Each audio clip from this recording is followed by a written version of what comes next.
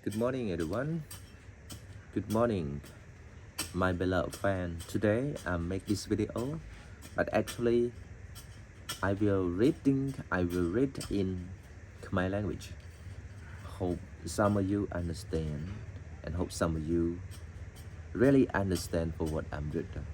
But actually, this video I really want to concentrate to English, but actually my English is still limited. It still have some problem. That's why I can read in my language. That's why I select my language is better. Okay, now we are going to learn to talk about number 9. Number 9 in my country is a lucky number. So let's try to check together. តោះទាំងអស់គ្នាអានទៅនឹងលេខ9តើលេខ9ហ្នឹងវាមានអត្ថន័យម៉េចតើលេខ9ហ្នឹងជាលេខល្អឬក៏លេខសំណាងយ៉ាងណាតោះយើងនឹងអានអំពីលេខ9ទាំងអស់គ្នា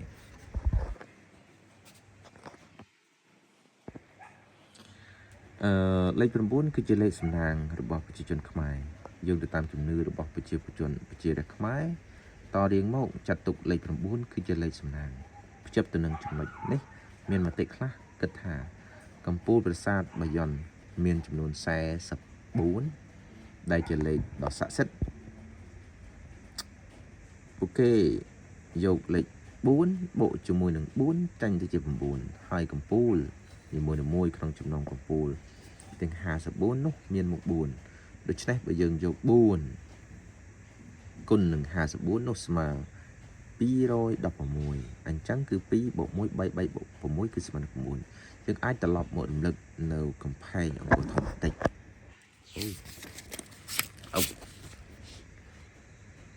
នៅតាមច្រកចូលមានលម្អរូបចម្លាក់អាទិទេពនិងពពួកយក្សដែលរូបចម្លាក់ម្ខាង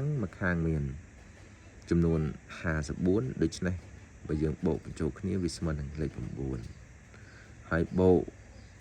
ចំនួន54គុណនឹង2វានឹងបាន108 54គុណនឹង2បាន108ដូច្នេះវានឹងលេខ9ទៀត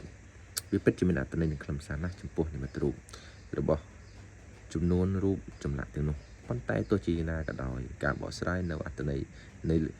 នៃលេខសំណាងខាងលើនេះមិនទាន់មានសភាពជាក់លាក់